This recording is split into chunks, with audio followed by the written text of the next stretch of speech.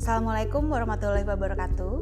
Nama saya Anggi Anggarini dan saya adalah dosen dari Prodi Desain Grafis Politeknik Negeri Jakarta. Spesialisasi saya adalah desain grafis dan pada video kali ini saya akan menjelaskan tentang delivery, interaction, dan assessment pada mata kuliah metodologi desain sebagai pernyataan diri dosen dalam unjuk kerja Tridharma Perguruan Tinggi atau PDD UKT-PT.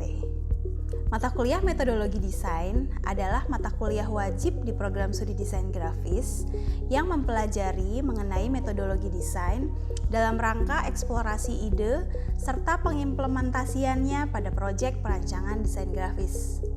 Capaian pembelajaran mata kuliahnya adalah mahasiswa mampu menerapkan metodologi desain untuk mengembangkan ide kreatif dalam proses pengerjaan proyek desain grafis. Metodologi desain ini berjumlah 3 SKS dan dia berada di semester 3 pada kurikulum.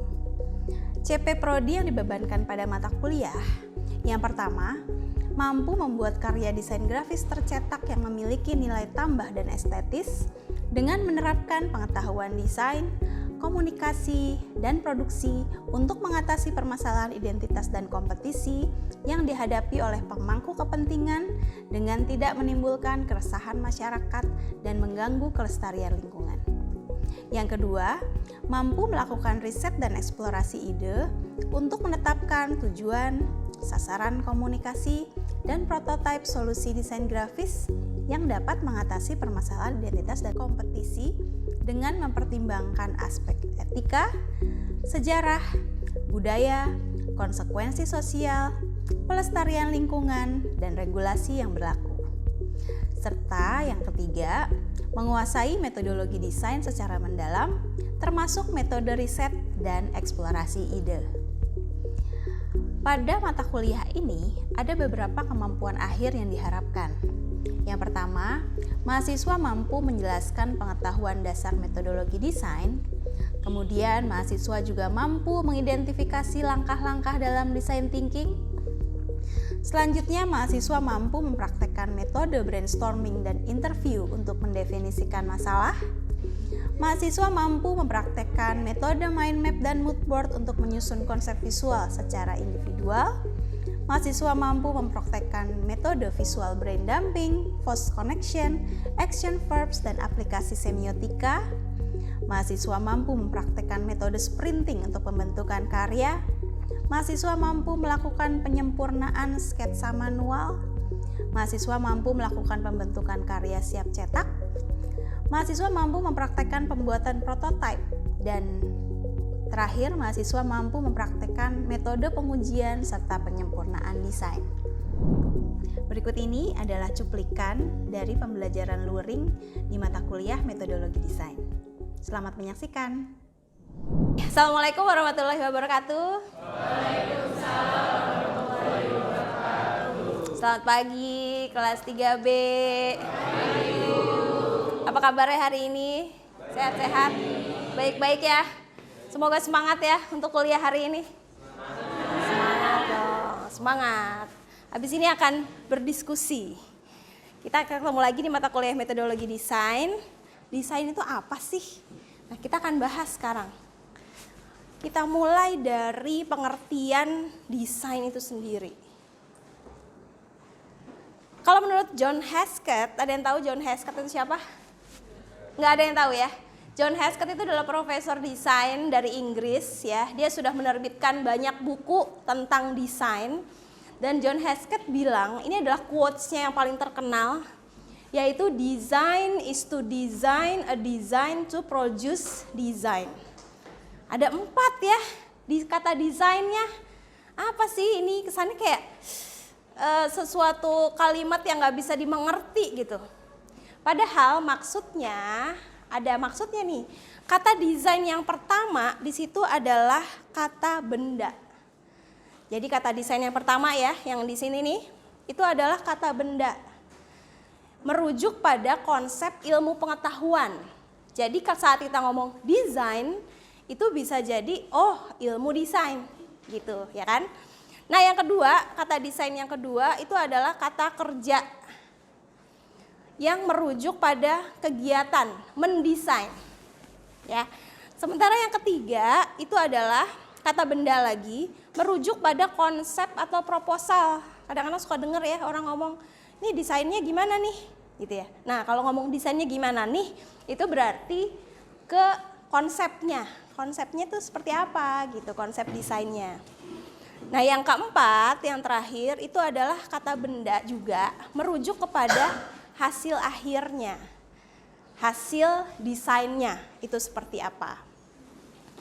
Makanya quote ini sangat terkenal dan dipakai ya untuk menjelaskan desain di kampus-kampus desain. Tapi kemudian John Hesketh merangkumnya ini ke dalam sebuah pengertian desain yang kompleks yang tadi juga sudah dipaparkan juga ya sama jurinya indeks tadi. Yaitu adalah kegiatan dasar manusia untuk membentuk lingkungan yang mengelilingi mereka dengan maksud memenuhi kebutuhan dan keinginan mereka. Merekanya itu siapa sih? Iya, manusianya ini ya.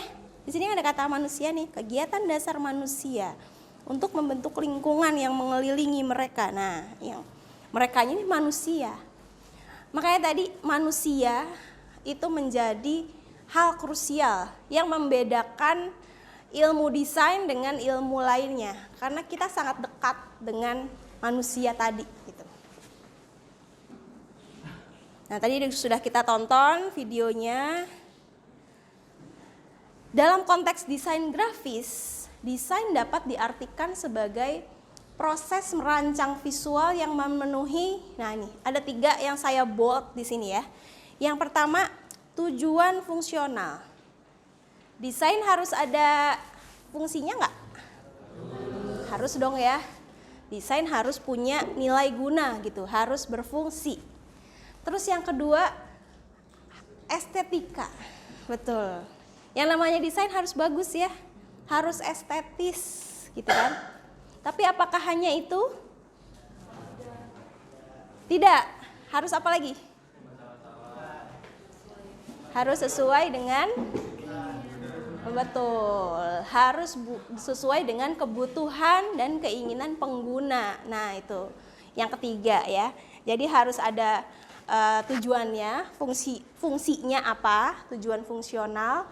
Lalu juga harus bagus, harus memenuhi estetika dan juga harus mempertimbangkan kebutuhan dan keinginan pengguna. Tadi ya. Nah, hari ini kayaknya kalian udah mulai sadar nih bahwa kita harus fokus pada pengguna kita loh. Siapa sih pengguna kita gitu ya. Mungkin selama ini nggak sadar. Soalnya tadi pada nggak bisa jawab ya. Empathize-nya ke siapa? Sekarang udah sadar dong ya.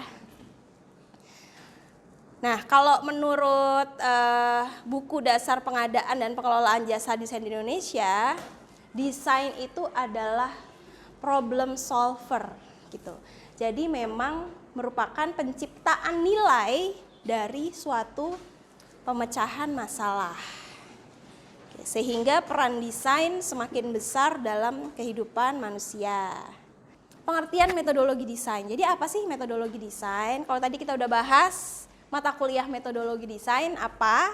Nah, metodologi desain sendiri itu apa sih? Bisa dibaca ya di sini ya. Serangkaian proses atau langkah-langkah yang dilakukan dalam merancang suatu karya desain grafis.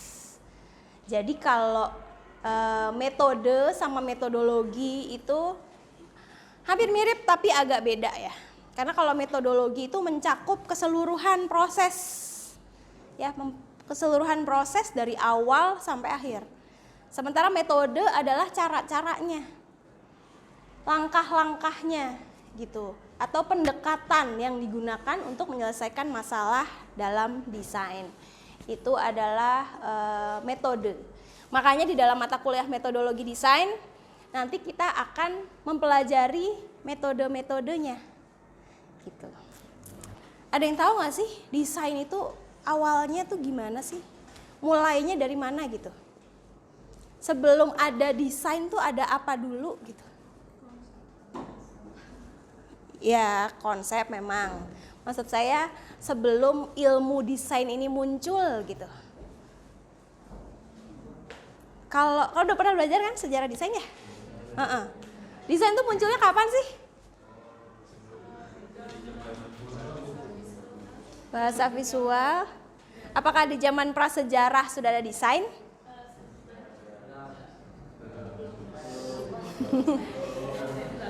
Belum ya? Belum kan? Belum.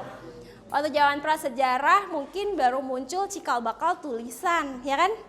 Cikal bakal tulisan dulu, yang tadinya belum berbentuk tulisan, berbentuk huruf yang kita kenal sekarang kan. Masih berbentuk simbol-simbol gitu ya. Nah kemudian akhirnya muncul gambar-gambar yang kemudian dianggap estetis gitu ya. Sehingga dinilai sebagai sesuatu yang memiliki nilai tinggi dan disebut seni. Ya kan? Mulainya itu dulu.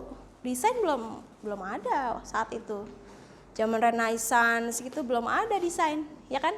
Adanya seni. Seni dan kemudian muncul sesuatu yang dianggap bernilai juga tapi fungsional, yaitu pada craft. Ya, tahu ya, craft ya. Di masa William Morris tuh, ada yang tahu William Morris? Enggak tahu. Di pas sejarah desain kayaknya agak-agak ada yang skip gitu ya. Arts and Crafts Movement, tahu Arts and Crafts Movement, ya kan? Ya iya aja lah ya biar cepet. Arts and Crafts Movement itu kan muncul tuh akhirnya gak cuma seni tapi craft juga sesuatu yang bernilai estetik tinggi nih gitu. Dan selain dia memiliki nilai estetik, dia juga memiliki nilai fungsional. Karena kalau arts kan fungsinya apa ya? Kalau lukisan gitu fungsinya apa? Iya, memperindah ya. Ada fungsi lain selain itu? Buat jadi keset mungkin?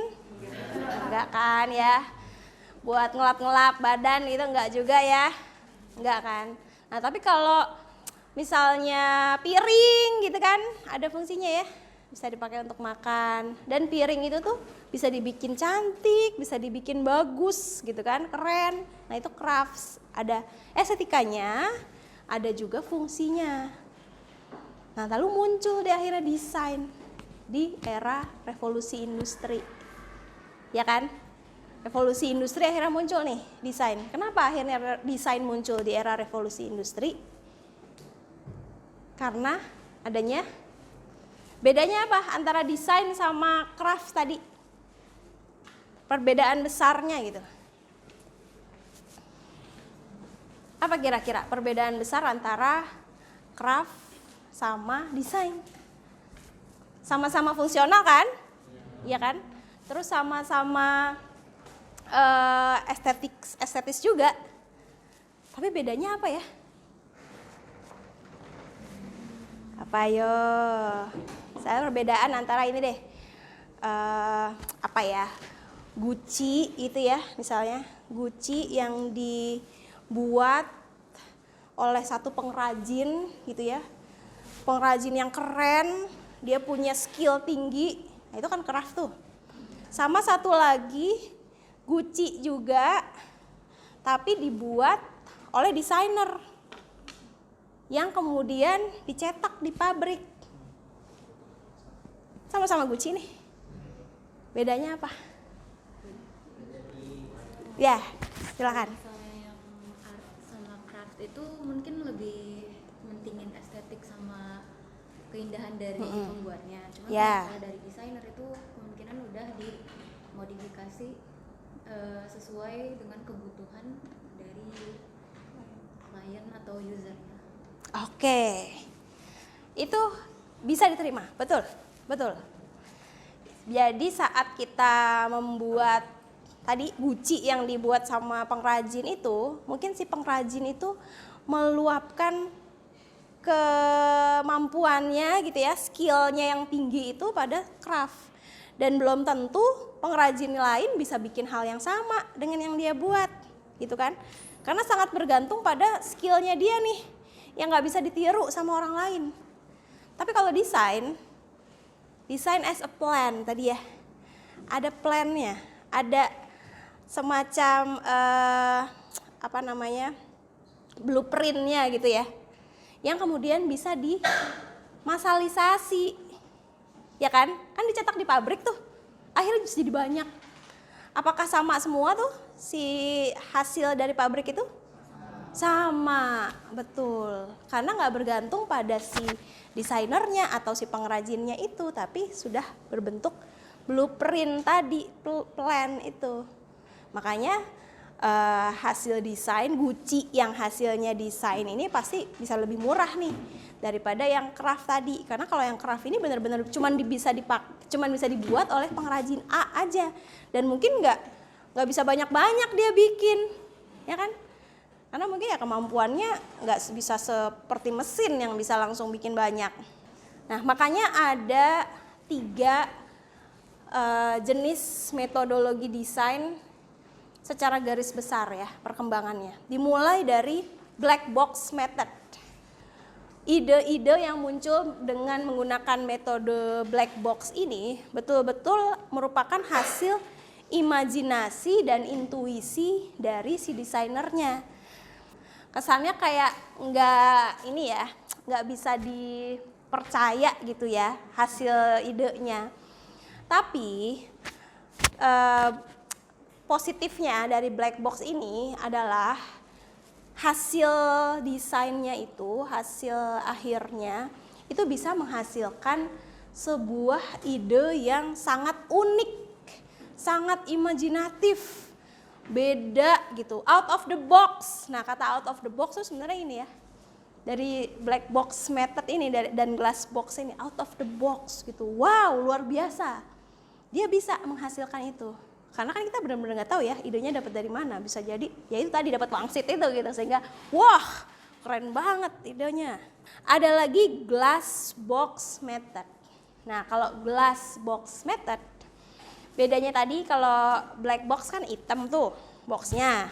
Nah, kalau ini box juga ya, tapi terbuat dari kaca. Kaca gimana tuh kaca? Transparan, tembus pandang. Bisa kita lihat dalamnya? Bisa. Nah, kalau ini kita bisa tahu idenya tuh dapatnya dari mana. Karena tadi transparan, glass box itu ya. Kita tahu dari mana karena biasanya idenya itu sifatnya rasional, logis, sistematis, dan objektif. Jadi rasional gitu. Kita mau bikin poster untuk anak-anak misalnya. Oh, oke, anak-anak itu sukanya warna-warna yang striking gitu ya, misalnya ya, warna terang. Jadi kita akan pakai poster dengan sifat yang colorful. Nanti ada balon-balon deh, ada warna merah, kuning, biru, hijau gitu kan. Salah nggak sih kayak gitu? Enggak ya, nggak salah. Betul. Memang berdasarkan penelitian kan anak-anak suka yang kayak gitu ya. Tapi apakah itu sesuatu yang out of the box? Apakah sesuatu ide yang baru, yang beda, yang luar biasa? Enggak ya, udah sering kita lihat yang kayak gitu ya. Nah, jadi memang ini perbedaannya dengan black box tadi. Kalau black box tadi bisa menghasilkan ide-ide yang luar biasa, yang nggak kepikiran sama orang lain sebelumnya. Kalau glass box ini karena dia sangat rasional, ya kalau dia A ya berarti ujungnya harus B misalnya. Itu kan rasional ya, sehingga bisa ditebak gitu. Tapi bagusnya glass box ini akhirnya lebih kepake. Sudah jelas, walaupun bukan berarti yang black box nggak bisa kepake sih, bisa jadi kepake. Tapi kemungkinan untuk dipakainya tuh lebih kecil daripada yang glass box. Ya nggak sih? Kan kalau glass box kan karena kita jelas, oh iya anak-anak sukanya yang warna-warni tadi, dan ternyata emang anak-anak suka gitu karena sudah berdasarkan data, berdasarkan penelitian dulu sebelumnya gitu kan, sehingga oh iya benar gitu kira-kira. Nah, muncul lagi yang selanjutnya nih, yang ketiga, metode desain baru, karena dianggap glass box sama black box ini masih punya kekurangan nih gitu kan ya, sehingga muncul metode desain baru yang disusun untuk melengkapi metode sebelumnya. Nah, metode desain baru ini macam-macam namanya ya. Ada design thinking, ada lean UX, agile design, human center design gitu ya. Macam-macam namanya. Tapi itu adalah metode desain baru yang akhirnya bisa menyempurnakan. Tapi kenapa sih kok metode desain baru ini muncul gitu ya? Selain tadi ya, kan kalau glass box dan black box dianggap kurang, berarti kan ada sesuatu nih. Ya, ada hal yang terjadi sehingga black box dan glass box ini dianggap kurang tepat. Kalau secara garis besar, metode desain baru ini dia sifatnya prosedural. Ya, ini sifatnya prosedural nih. Jadi ada prosedurnya, ada tahapan-tahapannya. Tadi kan kita udah bahas ya tentang nanti PBL kalian bakalan ngapain itu kan tahapan tuh. Nah, kita sebenarnya menggunakan metode desain baru. Itu tahapan, prosedur. Tapi kenapa sih kok harus kayak gitu? Terus apa contohnya dalam kehidupan sehari-hari ini? Silakan nanti didiskusikan ya. Oke, next. Tahapan dalam proses desain. Nah, ini. Tahapan dalam proses desain, tadi kita udah ngomongin metode desain baru yang ternyata prosedural gitu ya. Nah, si metode desain baru ini sendiri juga banyak sekali variannya. Ya, termasuk juga di dalam tahapannya ini. Di sini saya punya 3 sumber ya, dari Gavin Ambrose, lalu ada dari Ellen Lupton, dan ada dari Nancy Skolos. Ini beda-beda nih. Kalau Gavin Ambrose bilang ada 9 tahap tuh ya. Sementara kalau Ellen Lupton bilangnya ada 4 tahap. Kalau Nancy Skolos dan Tom Wedel bilangnya ada 8 tahap. Jadi beda-beda nih. Yang mana yang benar? Semuanya benar. Ya, nggak ada yang salah. Tapi kalau kita telaah, ternyata ada kesamaan nih di antara tahapan-tahapan itu. Tahapan-tahapan ini pun sudah kalian lakukan sesungguhnya di dalam PBL. Tapi apa sih kesamaannya ya dari 3 sumber itu? Kesamaannya apa aja sih? Sehingga sebetulnya ngedesain itu harus ngapain sih? Sebenarnya itu goalnya adalah supaya kalian memahami, oh untuk mendesain ternyata kita harus ini dulu, baru ini gitu ya. Di sini kan banyak metode desain baru ya. Iya. Metode desain baru yang sering dipakai sekarang itu apa sih? Kalau yang kita pakai itu design thinking ya. Design thinking itu dianggap general. Karena kalau kayak agile design itu kan lebih untuk ke UI UX biasanya. Terus yang double diamond itu juga lebih ke aplikasi biasanya. Tapi kalau kita paling cocok memang akhirnya design thinking. Walaupun design thinking nggak cuma dipakai di desain grafis, bahkan nggak cuma di desain, di ilmu bisnis, ilmu marketing itu juga pakainya design thinking. Karena design thinking itu adalah metode yang berbasis pada manusia untuk menghasilkan inovasi.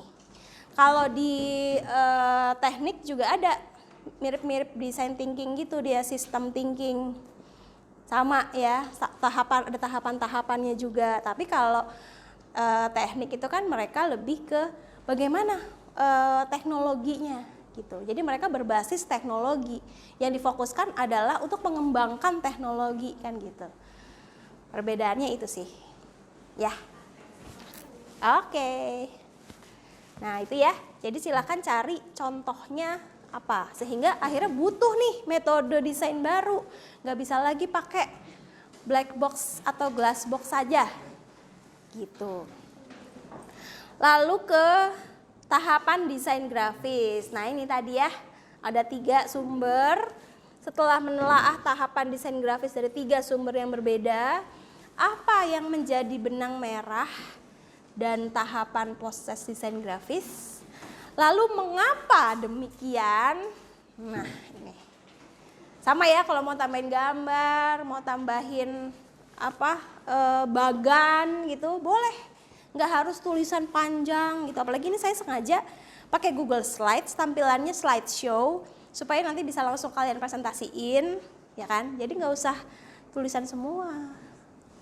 Oke, kelas B, ya. Udah. Itu saja untuk hari ini. Kalau kalian sudah selesai, one milestone unlock. Sebelum kita berlanjut ke step berikutnya minggu depan. Oke, ada pertanyaan dulu sebelum kita mulai diskusinya. Gak ada pertanyaan nih, udah cukup jelas. Oke, kalau gitu kita mulai ya. Setelah dosen memberikan pengarahan, selanjutnya mahasiswa diminta untuk berdiskusi mengenai materi yang dibahas di hari ini. Materi yang dibahas adalah tentang apa itu desain, perkembangan metodologi desain, serta tahapan desain grafis. Setelah berdiskusi dengan kelompok, mereka diminta untuk mempresentasikan hasil diskusi kelompoknya untuk didiskusikan kembali bersama teman-teman sekelas. Dari aktivitas ini, mahasiswa akan mendapatkan pemahaman yang lebih baik tentang materi-materi yang diberikan di kelas. Dengan melakukan aktivitas-aktivitas ini, mahasiswa akan mendapatkan pemahaman yang lebih baik mengenai materi-materi yang dibahas di minggu kali ini. Hari ini kita sudah mendiskusikan tentang desain. Apa itu desain, ya kan? Terus apa itu metodologi desain? Lalu apa itu perkembangan metodologi desain ya? Mulai dari black box, glass box, dan metode desain baru. Yang juga kemudian kita gali apa sih tahapan-tahapannya dari metode desain baru tersebut. Nah, tahapan dari metode desain baru ini nanti akan kita praktekkan selama 1 semester ini ya.